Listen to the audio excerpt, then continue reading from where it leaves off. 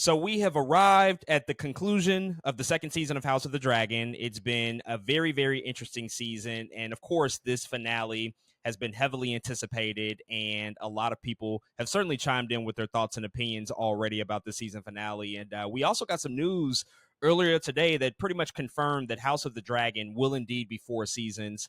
I think we suspected that a couple of years ago when the initial season premiered, just considering the length of the source material. But now we know that we are pretty much halfway through this story with the conclusion of season 2 now, and this is a shorter season than usual with 8 episodes as compared to the previous 10 that we saw last season. But here we are at the end of the series. We're going to talk about all of the details and everything that went down this week in full spoiler detail. But before we do that, we're just going to start off with our general thoughts and impressions about this second season finale. So with all of that out the way, man, I will pass it over to you. What did you think about the latest edition, the season 2 finale of House of the Dragon? Overall, this season of House of the Dragon has been pretty enjoyable. I have liked pretty much almost every episode, and I've enjoyed almost everything. I think going down in this big epic tale and narrative in this story. But with that being said, there is something weird about this last episode that just feels like not enough happened. It doesn't feel like I think a complete season or a complete finale. I think to a season that did feel so good to me. That felt like, oh, this is still really good TV. There's a lot that I like in this episode, though. That's the other weird part. I actually really like this episode. It just simply does not feel like a finale, and I think I have to agree with. I think some of the popular and well um the opinions that we've heard from a lot of other people is that, like, are we sure this is a finale per se? I dislike it to the degree of some of those people, though. I think I do appreciate somewhat of a setup for what a season 3 is going to be and what that's going to look like. I think it's going to look tremendously different from what this season does, but I think as an episode that is supposed to really feel like, again, the end of a season, of tie a bow on things while maintaining, again, opening up things that happen in season 3. I don't feel like we got much in this episode. It feels more like a what in what feels more like a traditional penultimate episode, in fact, versus what we usually get in, of course, traditional Game of Thrones is the penultimate episode is the big episode, and then 10 is like the fall off or the kind of the calm down. This episode or this series never feel like it worked like that per se to that degree, and so I don't know. After watching this episode, I think I did leave a little disappointed because I expected some things to be going down here, but yeah, it just felt like more ramp up, more conversations and more places. And don't get me wrong, I loved it. I think we got some of the best performances in this episode. Again, I really like a lot of the things that came out of the episode and the things that transpired and events that happened. But yeah, overall, it just doesn't feel like a season finale. And I think that could potentially pay off later down the line when we do get season 3. But as of right now, it does feel weird. In a lot of ways, it's funny because I feel like I felt the same way after, we kind of talked about the bear. When we were kind of going through the bear, it's like, that doesn't really feel like that's supposed to end like that. So I kind of feel similar here. It's like I liked everything that went down, but I don't know if that was a season finale. So yeah, with that being said, I liked everything that went down, but yeah, it just felt weird. I don't know if that was the finale that I was looking for per se. So, as an episode of Game of Thrones, this week was perfectly fine. It was really, really good. A lot of great dramatic confrontations, a lot of story themes that continue to be very entertaining and engaging, a lot of just backdoor, very, very intimate conversations that I often enjoy about this show that really make the character dynamics as interesting as they are. All of that stuff is present here. All of that stuff is great. They do a wonderful job at executing that. But as far as seasons finales go, this is a complete and utter failure, I think, on the part of the showrunners. This is not what you're supposed to deliver, I think, at this stage of the game, knowing that this is season 2, knowing that we are essentially at the halfway point of the story, And knowing that coming into season 2, I think a lot of people, especially even book readers who talked about this, that, yeah, season 1 has to be somewhat uneven in its construction and its execution because you have to take these massive time jumps. You have to introduce Mm-hmm. these characters. You have to sort of rebuild numerous times your relationships with certain people just because there's a big disparity in between when you first meet them versus when things take place in a later timeline. So I totally understood that, but I still thought that season 1 was a pretty triumphant season of television. And a lot of the expectation coming into season 2 was like, yes, the war is impending. We're setting those things up. We're moving the chess pieces around on the board, and we're going to start to see the shit hit the fan. And unfortunately, when you look at the season in totality, we haven't ended up in a much different place than where we were at the beginning of the season. And that is a pretty significant letdown, I think. Of course, things happened. Of course, characters experienced some pretty traumatic events and certainly had arcs that developed. We'll talk about a lot of them in this episode, but the bigger picture of it all, the general scope of the show in terms of what we're looking for as an audience, it's really, really weird that we ended up in a place that we're in now with this finale, because this whole episode was all set up and just no payoff whatsoever. And it's funny because, without going into too much detail, one of the lines in this episode from Rhaenyra is, "We'll fly in 2 days," essentially queuing up that we're going to go to war in 2 days. Well, that Mm-hmm. sounds good, but for us as an audience, that means 2 years we're going to be waiting until those 2 days pass. Like, this is a really, really long time in between that we have to essentially see what this payoff is going to be. And when you just hear about it constantly and we're teasing it and we're talking about it as we are every week, I mean, they're planning to start doing this war at some point, right? Like, we're gonna go to war, right, at some point. Mm-hmm. And the fact that we're still not quite there, and the fact that this week did not end in a more dramatic fashion with some sort of battle or something that just really, I think, kicked the momentum of this whole thing into another gear. It's pretty disappointing. It's pretty disappointing. That said, this season was pretty good. I do think Mm-hmm. that there were a lot of pacing issues. And it's interesting to me because now, knowing how things have played out, and now knowing that if it were up to the creators, they would have wrote 10 episodes for the season, but apparently it was not up to them. According to one of the writers, that was not their decision. I just wonder what factors were at play. I Yeah. suppose maybe budgetary things, because we only really got one huge battle. The Rook's Rest stuff was incredible. Mm-hmm. But beyond that, I just wonder, like, what was the motivation to shorten the season if it was going to end in this way? Because this is a great episode 8 of a 10-episode It season. is. It But is. It's great. to be a season finale, it's like, well, there feels like there should be more. There feels like there should Mm-hmm. be another 2 episodes here. So it's a really curious decision. I'm very interested to see how they grapple with that moving ahead. I don't know what the next couple of seasons look like in terms of episode count. I suppose that perhaps this reaction will play a factor, a pretty big factor, into what that might ultimately look like, because we just don't Mm-hmm. want to end up in a very similar predicament as we did with those final 2 seasons of Game of Thrones. Right. We just don't want to be in that territory again, because that worked well for nobody. Nobody Mm-hmm. liked the outcome of what that ultimately ended up being. So they still have enough time to course correct, obviously. And if we are to trust the words of Ryan Condal, the showrunner, next season should be all out total war. Well, That's I what he thought said. a part of this season was going to be that, so we'll see. We'll see what that ultimately looks like in season 3. But let's get into this episode, the season 2 finale of House of the Dragon, entitled "The Queen Who Ever Was." So if you've not seen this episode of House of the Dragon, this is your official spoiler warning. Go watch it. Come back and finish out the rest of our conversation. And let's start off with Aemond in King's Landing, who, after last week, we saw came into contact with all of these brand new dragons that Rhaenyra has in her possession.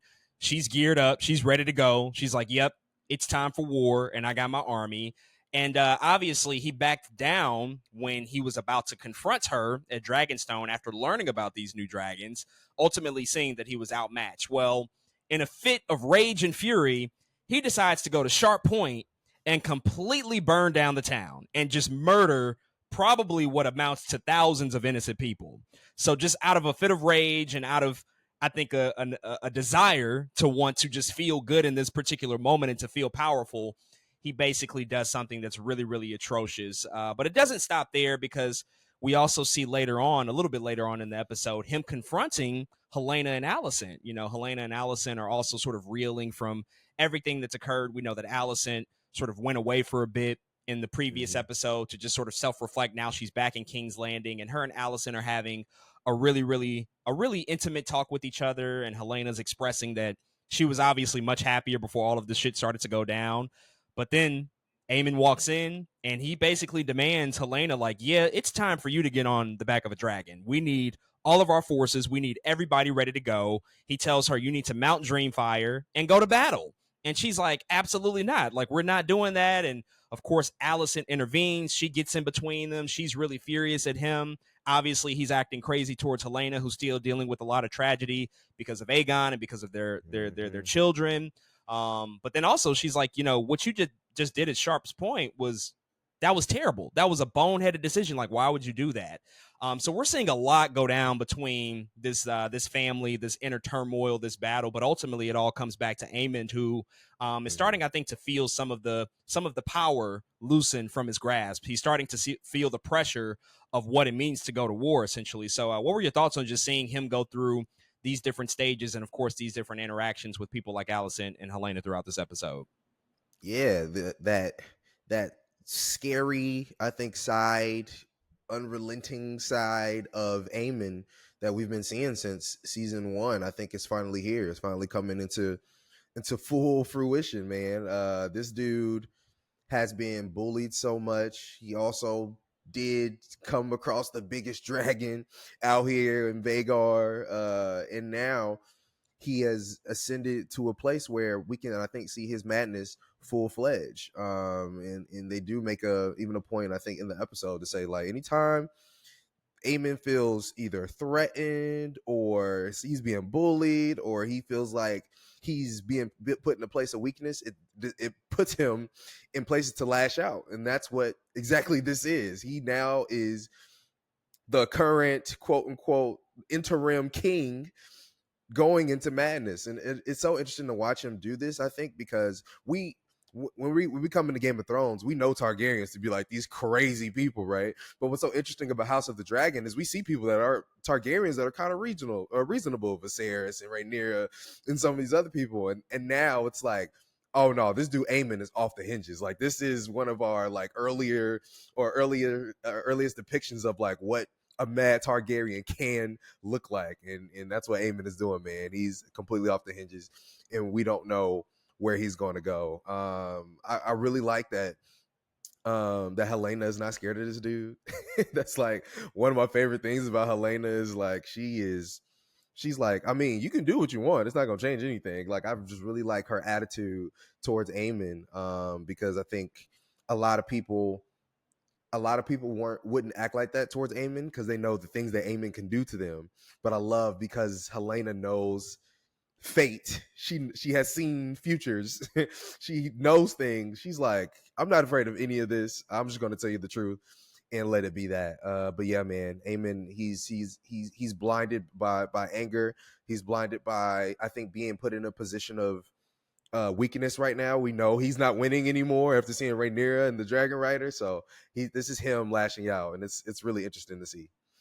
Fragile mind, fragile ego. He can't stand it. He can't handle it. He's never been put in a position like this with his back against the wall in this particular way on this Mm-hmm. big of a scale.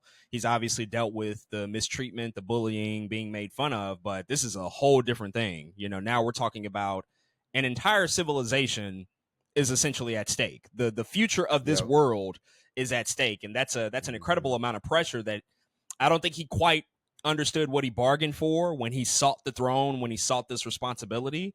And now that it's being placed upon him and he has to show up and fight, Mm-hmm. regardless of whether you want to or not, regardless of what plans you have, that's a different level of pressure. And I think with his whole interaction with Helena, it was one of my favorite bits of the episode just because she just knows he's full of shit. She can see right through him and she consistently calls him out on it. And it's also interesting because she's been around him for a long time. And I Yeah. think people who really know him and have seen where he comes from, they can make moves like that and essentially call his bluff on several Mm-hmm. occasions. And she's done this now twice where she's like, I know what you did. and you don't fucking fool me, and don't try Right. to lie to me right now, even though he consistently tries to masquerade behind what he ultimately did to Aegon, because he has to, otherwise that'll be a treasonous act. But she sees right through it. She obviously knows what's happening here, and she's just not for it. And I just love she's consistently calling that out. But we're seeing him really get the fire put to his feet, and really see him tested out in ways that again, I just don't think he bargained for. And Hmm. ultimately, one of the things is that he is still one of the more sensitive characters too. For sure. We've seen that consistently touched upon throughout the season. And so even underneath all of that rage and that anger and that hatred, there's definitely a soft side to him that is scared and fearful, I think, as well. And so it's really interesting to see that come to the forefront. While we're in King's Landing, I also want to talk about Larys and Aegon, the other brother who Hmm. was still bedridden, trying to overcome his injuries. We learned that Aegon is essentially a man without a dick. He's dickless now. It's crazy. This man really went down bad. And Larys is like, you know Lord what? Jesus. It's time to go. We should scrap and get our things and get out of here. And Laris essentially offers Aegon an all expense paid trip to get the fuck out of King's Landing. He's like, you know what? I've been storing these gold reserves from Harrenhal for a while now. We Hmm. have enough money to last us for a very long time. Let's leave. Let's allow the small folk and all of the people that live here to essentially go through this war, and because of going through this experience and seeing how terrible the leadership is, they're going to essentially turn on the people in power, because they're going to go without food, without Hmm. resources. There's going to be a ton of deprivation. The fear of the dragons, obviously, is a big thing. We've seen the people consistently rise up and want to revolt against this whole thing. And he's like, you know what? We can use this to our advantage. You getting away from here will give you a little bit more time to heal up and come back into power. But also, just the absence is going to be great, is going to be in our best interest as well, because we won't have to deal Hmm. with possibly dying when these dragons Yeah. start to go crazy here. So what did you think about just this whole interaction? Because I think it finally gives us even more of a window into what Laird has been trying to build towards and what he's been trying to do this whole season. We've been questioning motivations, and I'm sure it's pivoted. Of course, he's had to make several changes just due to other people's actions, but now he has a pretty grand plan that they ultimately do carry out, as we see in the end of the episode when they are leaving King's Landing.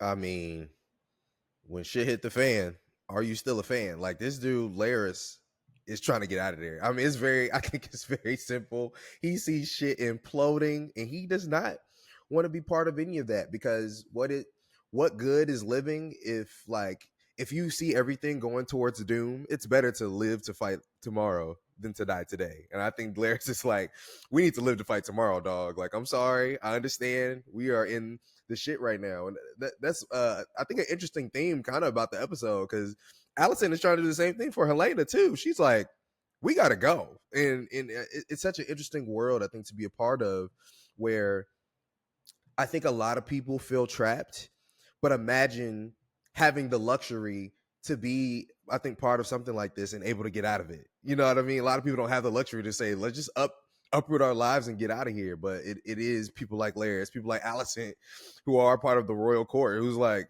we could just leave, right? Let's just get out of here and kind of start anew. So I think it's interesting that Larry is going about it in this way, but I can't blame him. And I think again, in order for Laris to move up how he wants to move up, he kind of needs somebody important to be next to him, and that's Aegon. And he knows he can use Aegon for those future endeavors to say, "Hey, y'all, this is the king. Sure, he got hurt, he was burnt, but look, all that other shit went down. I think he's betting on like Aemon imploding, all these other people imploding. A couple years being like, y'all know this was the rightful king back then, right? He just got hurt, and here he is back again. So I think it's a sound plan. I think it makes sense. And I kind of can't blame Laris in this moment. Usually, Laris, you're like, skip this dude. I don't like him. But right now, it's like, I kind of get what you're going for, brother. Like, go ahead and get out of there. If you got the means, go ahead and do it. But yeah, everybody doesn't have that luxury. And so I see exactly why they're able to do this.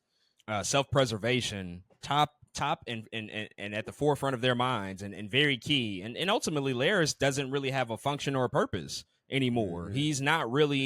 he's not really a member of the small council because Yeah. Aemon sort of dismissed him and said like, yeah, I don't really need you. And so his responsibilities there are essentially non-existent. And so he's hitched his wagon to Aegon, thinking about the long-term viability of what this all means. Really, really smart stuff. I'm not mad at him. Let's transition to Tyraj, where we meet up with Tywin Lannister, who's been sent there to negotiate with the Triarchy for a fleet of their warships.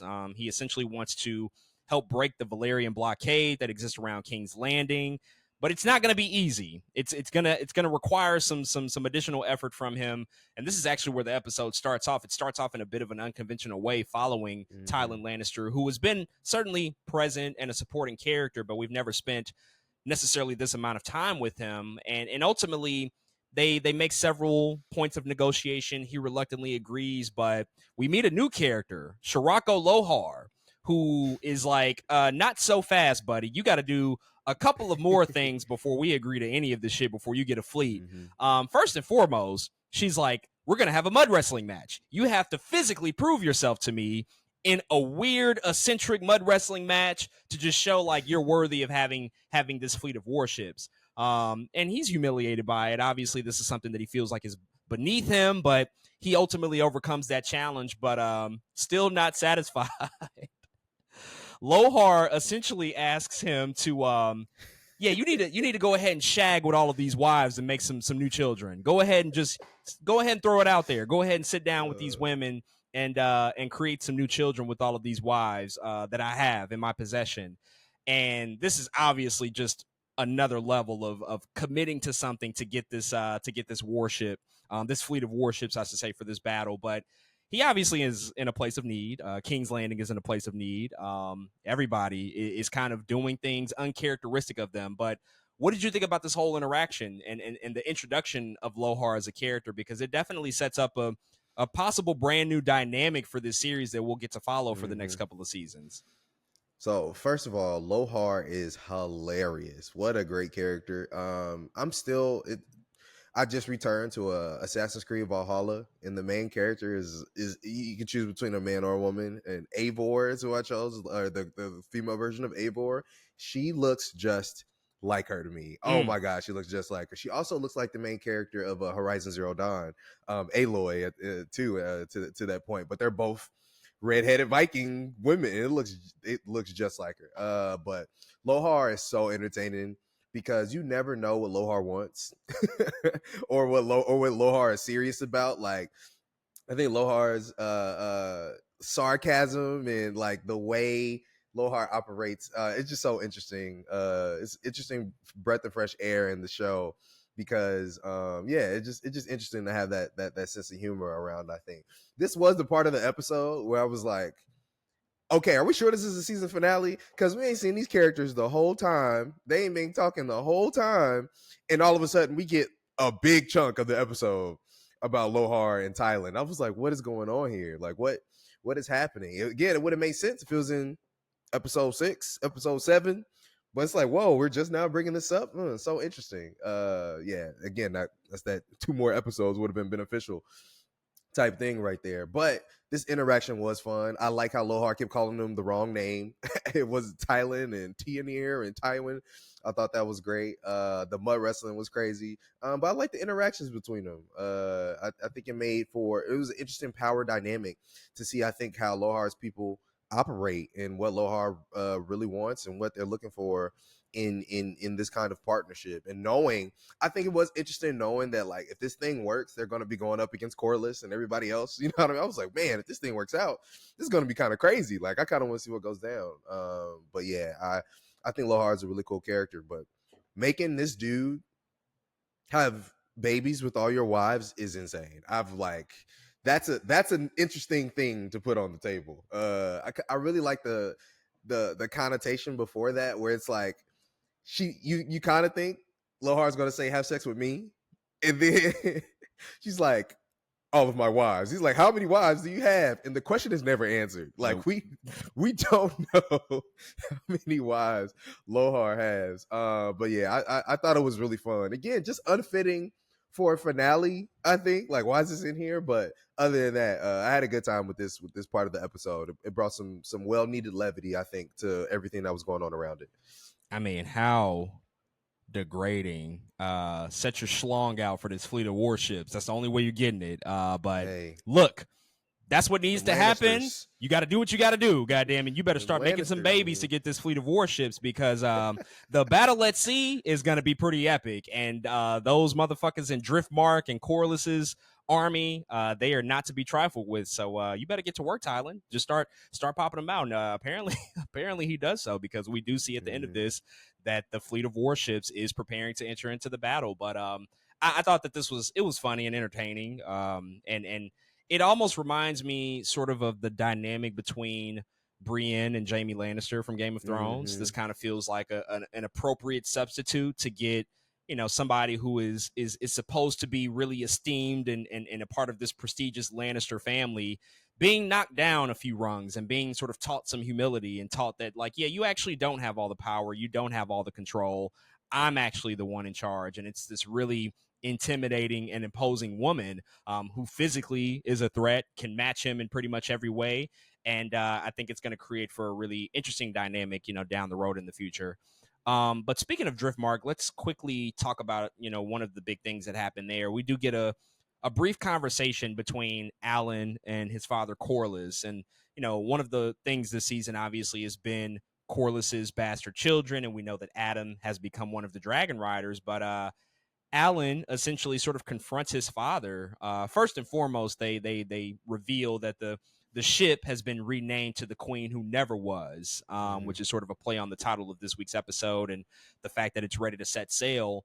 But Corlys is trying to sort of plead with Alan to establish a connection between the two, maybe rekindle a relationship that they never really have. But Alan's like, excuse me, like you've never been here, and now you want to establish some sort of relationship with me, and you don't even understand what I've been through and everything that Mm-hmm. I had to undergo in my upbringing. You don't understand what it's like to have shame about your parentage and where you're from. You've never lived in the streets in this manner and had to fight for meals and to essentially just figure out a way to survive on a day by day basis. That they dealt with a lot of hardship growing up, him and Adam. And so he's basically like, I'm not really ready for that, bro. You're coming Mm-hmm. around now when it sort of feels convenient, and also after you've lost your wife, Renice, who's been so close to you. But you Right. could have been here. We could have been doing this, especially when I was struggling. But now, as we are starting to turn the corner on this whole relationship and these revelations are starting to come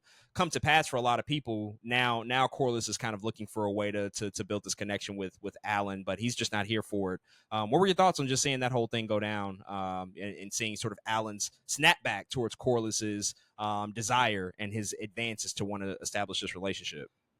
Yeah, first of all, Alan was acting his ass off. Oh my god, I was like, this is such a good scene. Like, are y'all watching this? This dude, the small things he's doing, and it's just really good. Very, very, very good scene. But Corliss ain't shit. Simple as that. This is the Game of Thrones world, and nobility and bastards are a big part of the story. And here's Corliss, I think, somebody who has demonstrated to us how honorable he has been and how much people revere him as the sea snake, kind of see his weaker sides, kind of see moments of not showing up when he was supposed to show up, when other people know him as something else. And that is his relationship with Alan and Adam. This dude has I think the difference between Corliss and a lot of the other fathers in this world who have bastard children, one, Corliss knows who his kids are. Like a lot of the other people, probably either they don't know their kids or they just owned them a long time ago. They never talked to them. Corliss is at least like, yeah, I know exactly who y'all are, but I can't tell nobody else who y'all are. Only me and Rhaenys really know about this thing. And that's different. In a lot of ways, it is better, right? That he's like keeping tabs on his children. In other ways, it's worse because he's keeping tabs on his children and not doing anything about it for this long period of time until, like you said, it's convenient to him. So Alan says as such, like, you weren't with me since the beginning. So I'm going to continue to do these things without you. You think I need you in order to climb the ranks, but I kind of climbed the ranks without you in the first place. And how dare you come up, think you can give me a gift and expect me to be grateful for something I didn't even ask for in the first place? Because I could have gotten here probably by myself without you anyway. I think it's Alan is nothing but in the right here to feel how he feels, and Corliss is made to listen to him. But yeah, I love the look on Alan's face when he turns around. It's almost like the audacity. Did you just say what I think you just said to me? Like I thought it was a really good scene, very well spoken, man. And yeah, he was acting in that moment. But Corliss definitely needed to hear that. And I hope he needs to get this deadbeatness together. Unfortunately, it did take Rhaenys to pass, but hopefully things can be amended at some point and he can start to claim his children, which is interesting. I think I read somewhere in the book at this point, Corliss already was trying to tell everybody who his kids were to get them to be part of the crown. It's funny because they've almost done the opposite here in the show, where he's like still very secretive about who his offspring are. So yeah, I think that's interesting. Yeah, he's still lying to Rhaenyra essentially. At this point to maintain the secret, but it was an appropriate response for the nature of things. Alan certainly matched the energy of what he's felt for all these years, and I'm not mad at it at all. Anybody who's grown up without a father in their lives, me being one of them, I think we can all relate to that moment of the father wanting to come back, and it's like, hold on, buddy, we have not, no, we've not reckoned with everything that's built up until this point. And I think that that's the moment that Alan is now in, which I think makes way for the reconciliation down the road. He has to get this off of his chest. He has to say these things. He got to tell Corliss about himself. He has to let them know, like, nah, bro, you definitely let us down big time. And Corliss needs to hear that. He needs to live with it for a while. And then ultimately, hopefully, optimistically, they can reach a place to where a real relationship between these guys can actually thrive and flourish, in the future. It's going to be really hard with just all of the distractions and everything that's happening, and the fact that this does have bigger implications. It's not just like a father trying to rekindle with his kids. It's like, well, now we're talking about lineage and who's worthy, and you've been keeping the secret, although you've known that gets it in a very, very complicated place. So it won't be easy and it won't be pretty. But it definitely needed to happen for Corliss in order to hear this in this way, especially considering how things have played out. Let's move on to Daemon in this episode, who had a really, really big revelation happen to him. Obviously, he's been at Harrenhal this entire season, dealing with all sorts of spooky shit, eating these poison pies. I mean, he should have got out of there so long ago, but it's all been building to a very, very important moment of realization for Daemon. And really kind of the big thing that happens here is that he has another conversation with Alice Rivers, and she's like, oh, you still think that you're the only one that matters in this whole thing? Let's actually show you what the real is. And so they go to this bloody tree that he essentially touches, and it allows him to see just a host of different visions, apparitions, possible foretellings of things that'll happen in the future. And it reveals so much to Daemon. It essentially becomes sort of an awakening for him, and a realization that he is a very, very small part of a very large story that's going to take place over multiple generations. Because in this vision, he sees a lot of stuff, a lot of things that we recognize, some things that we don't exactly recognize, but we see the three-eyed raven, we see White Walkers and the White Army assembling, we see dead dragons, we see Daemon drowning, we see a lot of corpses, blood. There's also Rhaenyra on the Iron Throne, which is definitely, I think, the thing that needed to smack him across the face and ultimately reveal to him, like, this is how it's meant to be. Viserys did this for a reason, but I think to a lot of people's pleasure, we also saw a vision of Daenerys Targaryen, Daenerys Stormborn, queen of her name, savior of the people, all sorts of shit. We see the back of her. We obviously don't see Amelia Clark's face because it's probably a stand-in, a double, but we do see her with the three young dragons. It's obviously her sort of calling back to the end of that first season of Game of Thrones, when we ultimately see and are revealed that she is indeed coming from the Targaryen legacy, and she has a claim to the throne. And obviously that story will carry out as it did. So it ultimately shows Daemon quite a bit here, so much so that he has a bit of a paradigm shift, and he ultimately pledges his allegiance to Rhaenyra after everything that happened all throughout the season. So, what were your thoughts, obviously, on the vision, all of the Easter eggs and the things that we saw there? But then, I think even more importantly, what it meant for Daemon and ultimately what he would go on to do for Rhaenyra in this big war.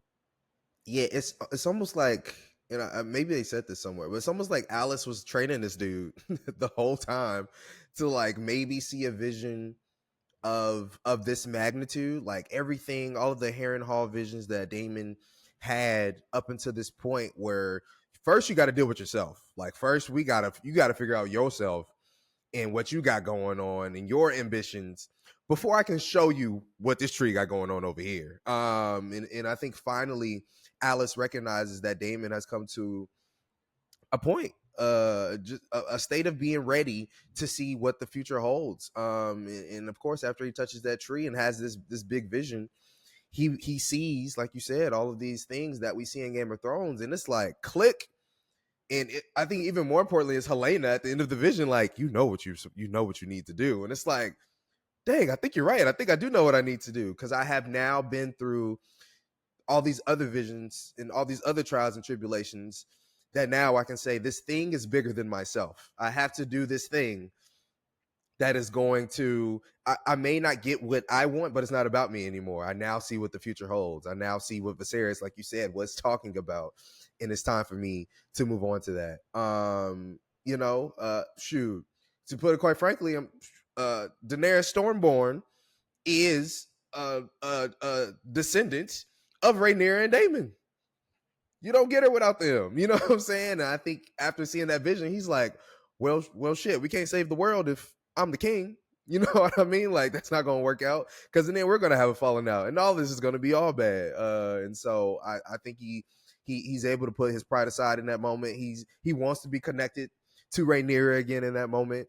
And here he is again, bend the knee, man, to Rhaenyra and showing, I think, us as viewers that as afraid as we were kind of with Rhaenyra. It was like, if this dude wants to be king, if this dude is in the realm talking about I'm the next king up, then this is all going to be bad. But again, that's that Daemon is equal parts hero as he is villain that we see of like, no, he had a kind of a change of heart in a lot of ways. Like we think he was leaning that way, but thanks to these visions, thanks to all these learnings he's been doing and him growing, he was finally able, I think, to bend the knee and come back to Rhaenyra in a way that felt right to him. I love that for the character, man, because again, I love that he teeters with both. We've seen a lot of bad in Daemon, and now it's like, oh shoot, he actually did something really good. So I thought it was a really good moment.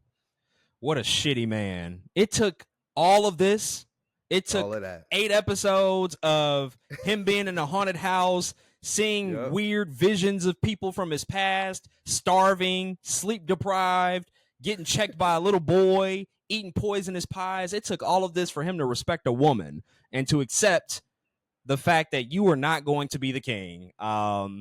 It's telling about him as a person, but it obviously is a dramatic measure that's needed because Daemon is certainly not a stable individual, certainly stubborn in his own ways, and obviously drastic measures had to be taken by way of Alice Rivers, who gives him the opportunity to experience this vision, which, by the way, I thought that they executed this particular portion of the episode really, really well. I love the vision itself.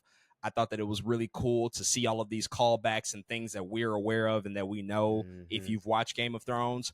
What I do find interesting is that I don't know if this is a fixture in the books or not, but a lot of these characters now, like Alicent and Daemon and Rhaenyra, really our primary characters, they are living with the idea that they are, in fact, a part of a bigger story. Like, they're very aware of that thing being a thing at this point. They are aware that, hey, guys, we're the prequel series. We're not the end story. Like, we actually are just sort of teeing up what's to come. And I guess that's one of the, I suppose it's an advantage of being a prequel story, being able to sort of go backwards after the main story is already taking place, but it is kind of a cheat code. It's a bit of a cheat code to lean on the lineage and the IP and just the storytelling of like, oh yeah, remember this, guys? Like this happened. This is something that you fondly probably look back on, at least those first 5 or 6 seasons. And it's interesting, I think, now that the characters themselves in this universe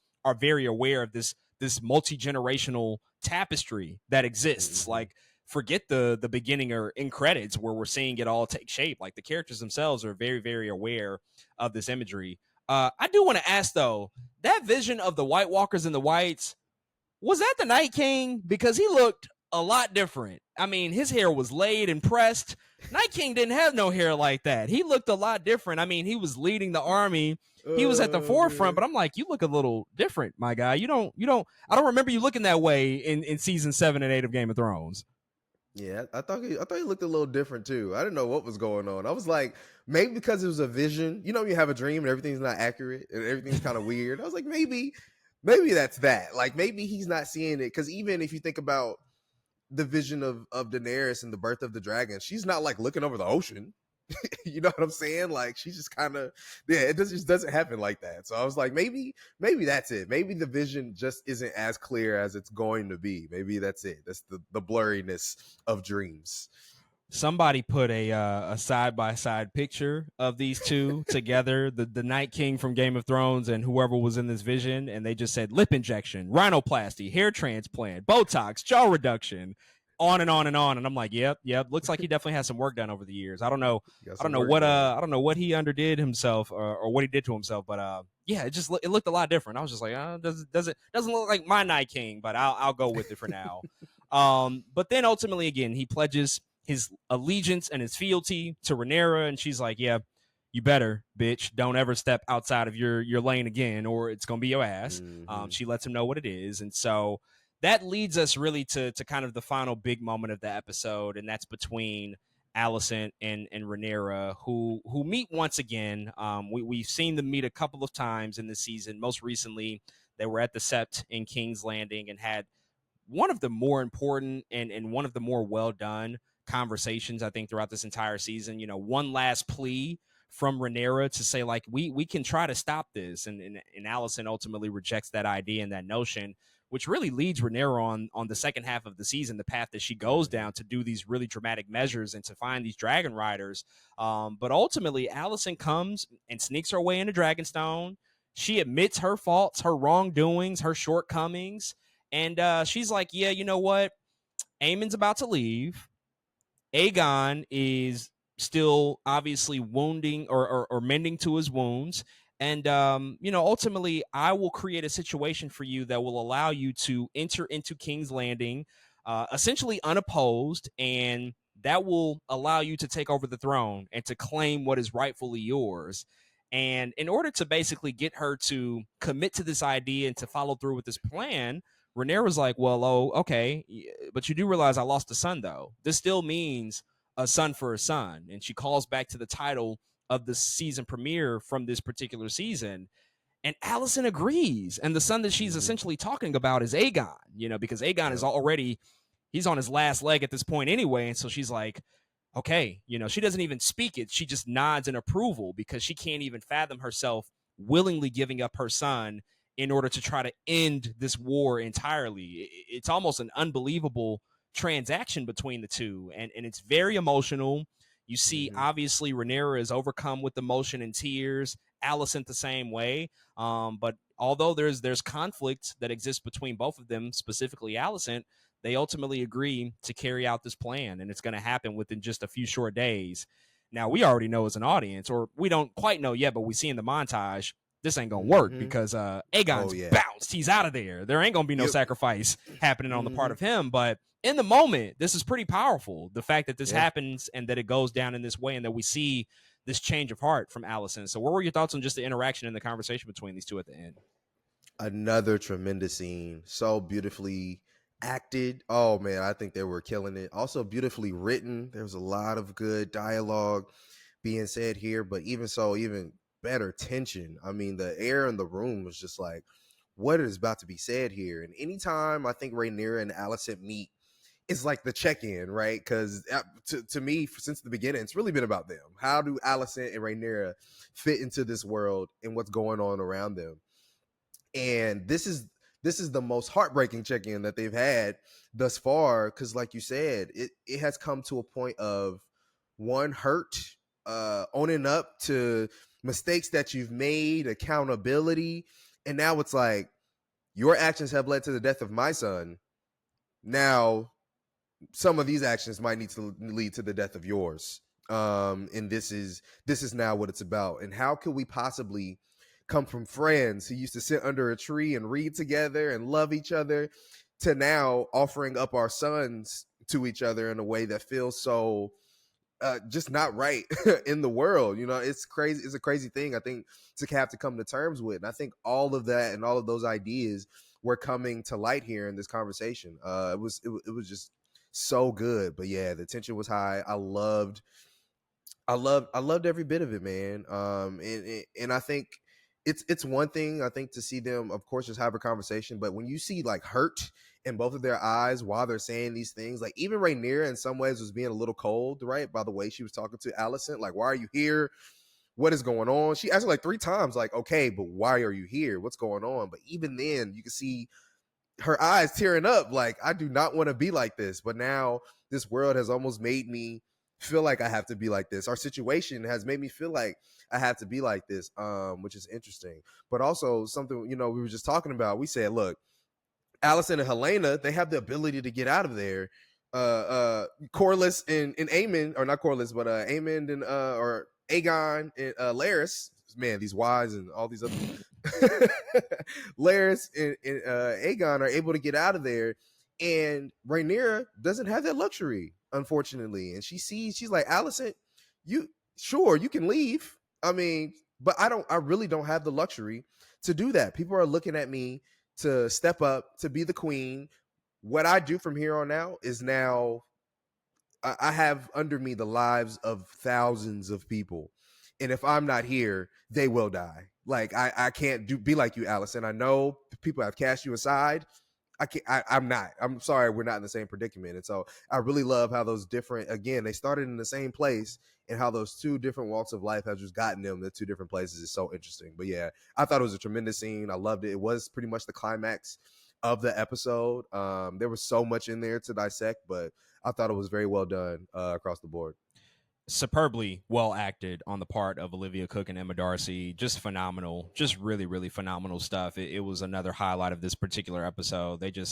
They really shine when they're together. They are so strong when acting opposite of each other. The chemistry is obviously there. You feel the weight of time just living on their shoulders, just the massive amounts of things that have happened between these two and their families and their loved ones. All of that comes in earnest in this scene, and I think it's just really, really well executed. And ultimately, Allison, after she went camping, she's just like, yeah, I need peace in my life. I really, really I gotta settle this. And I think she wants more peace for herself as opposed than to the Seven Kingdoms. She's really kind of concerned with her own well-being, just considering how far she has fallen down the pecking order, which is, I mean, that's natural, of course, from her standpoint. That's how she's going to feel. But on the other side of it, as you said, just a responsibility that Rhaenyra has that she's really assumed quite significantly in the past few episodes. I mean, imagine if this conversation does happen in episode 5 at the set and how much could have been avoided. But everything that Rhaenyra has done since then has been almost the no turning back point. Like, there's really no going back.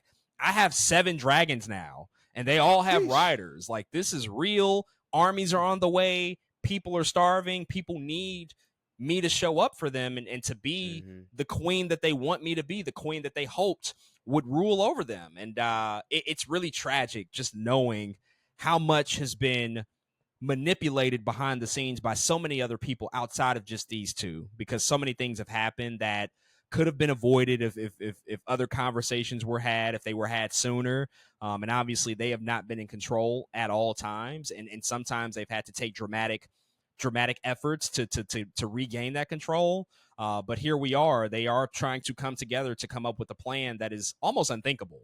The fact that Alicent is willingly sacrificing one of her sons, in reality, both of her sons, because she's going to have to get rid of Aemon too in order for this to be a thing, because he's not just going to go quietly.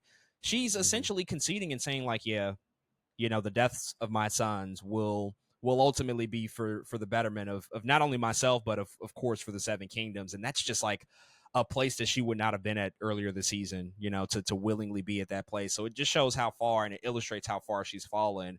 But ultimately, this conversation, it kind of crescendos into this really, really stirring emotional montage at the end of it. And I'll just point out that this montage certainly had season finale vibes. It was an incredible montage of Yeah. all of the forces at play converging on one point and one place for this war to ultimately begin. Unfortunately, the episode that preceded it didn't match the emotional weight of this particular moment, but I will say that the montage itself was definitely an incredible execution of just all the forces that are going to be a part of this, and just how big and how sweeping this war will be. But we see that the Triarchy is officially sailing. The Lannisters are in the Riverlands. The High Towers are marching. Winter Wolves are coming from the north. Daemon has his army. Corlys is out at sea once again. Rhaena discovers and finds another dragon. Daemon has his army in the Riverlands. Aegon and Larys, they ultimately escape, as we've alluded to. And also, surprisingly, we see that Otto, who we've not seen in like 6 episodes at this point, is in prison somewhere. He's in a cell and he's locked up, and we don't exactly know why, but we get this really, really epic check-in with pretty much all of the main characters to see where they're at, obviously setting up how things are going to pick up with the beginning of season 3 when we get that in a couple of years. So what were your thoughts just on these final moments as the episode concluded, showing just all of these forces at play coming together at one place and one time to get this war started? Oh man, it just meant season 3 is about to go down is what I took from it. And we were talking about, I think, how disappointing this episode was as a finale. And part of me, you're like, is it a budget thing? And part of me is like, maybe. You know what I mean? Like, maybe they were just like, we got to save money for all this other stuff that's about to go down. You know what I'm saying? Like, if every episode in season 3 costs however many millions, you know what I'm saying? They're like, look, all right, this is gonna have to be the season finale for this episode or for this season. So if again, I think as long as they can live up to this montage, I think season 3 will be fantastic. I think we'll always be disappointed in what the season finale holds, but like you said, the montage is fire. And they've been doing good with montage type things. We're just talking about Damon's vision and things like that. They've been doing a pretty decent job with the looks of a lot of these things. And now I think it's just how visual, how engaging can you make the payoff of that vision, and how are you gonna actually get it to us, right? Is everything in this montage going to be in the first 4 episodes, you know what I'm saying, or is it going to be sprinkled throughout the season? What does that look like? But I think, again, for what the montage was, it did get me pretty excited for the next season, even though we have to wait a pretty long time. I felt good knowing that we were going to get more action next season versus what we got this season. So again, if that's the case, if they can deliver on that promise, it's a good montage, and I'm okay with that.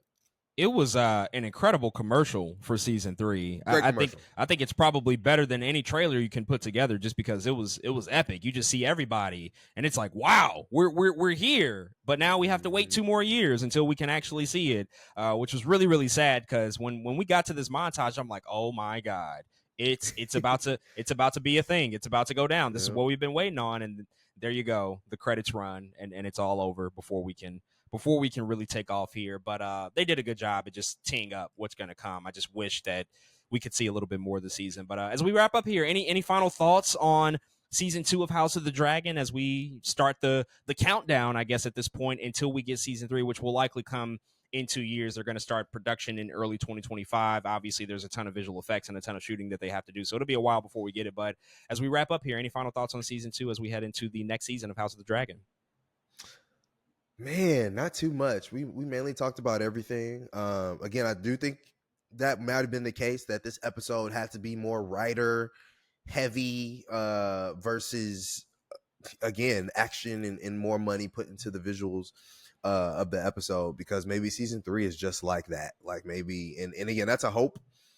They still have to deliver on a lot of those promises, but I think this is a show you can still tell HBO cares about very much. They know it's one of their babies, and hopefully they deliver on that. We didn't talk about Kristen Cole, who, that boy is doing monologues out here. He is, I don't know what he got going on. Kristen Cole is in another state in his mind. So that's kind of interesting. But I really like the way, I think, it is a cheat code, like you said, that this is a prequel before Game of Thrones. But I also do love putting the two together. Sometimes in prequels, it's not always an easy thing to do either. Like, oh, how do we connect the dots? I love that. I think if you can enhance either story in either way, I think that's really cool. Now, I bet you some people are like, oh my God, I need to go watch this episode of Game of Thrones real quick. I don't remember what that thing is. Or some people might be Googling, oh, what is that? What was all in here? I love that part of Game of Thrones and House of the Dragon, that people can get nitty gritty into the lore and figure out maybe some things they didn't know before, some things they forgot about, and things like that. I think it makes the material really fun. But overall, still very happy with this season. Weird finale to call it a finale, but still very happy with the season. Rooting for season 3, man, and I can't wait. Again, 2 years is a long time, but hopefully the time passes fast. Anticipation for season 3. What season was better for you, season 1 or season 2? I think as a complete season 1 was better for me. I think so. Yeah, I would agree with that. I did like season 1 better, even though there was some inconsistencies, some tonal changes, and some large leaps in time. I think just as a complete season 1 was superior and definitely had more juicy material across the board. Just seeing those relationships evolve from their inception was really, really cool to see, and having relationships with essentially 2 different casts was also kind of a cool experiment that we don't see that often. The second season was still really, really solid. I still enjoyed a lot of it. I just think that there were certainly some pacing issues and not as much on the action front that I think we needed as an audience. The Rook's Rest stuff, just phenomenal, just next level stuff.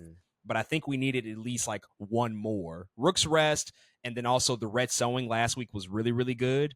That whole sequence with the dragons, but I think we needed just one more big one to really drive this season home. Is like, oh yeah, this is definitely feeling like what Game of Thrones felt like. And a lot of the times we would get those big epic battles in the final episode of a season, and they went just a different direction here. They did something that was completely different and almost unusual to what we typically see out of Game of Thrones, which I can respect the decision. It ultimately didn't work. Hopefully they learned from that lesson and can come back and be stronger and be better next time. I think that they will.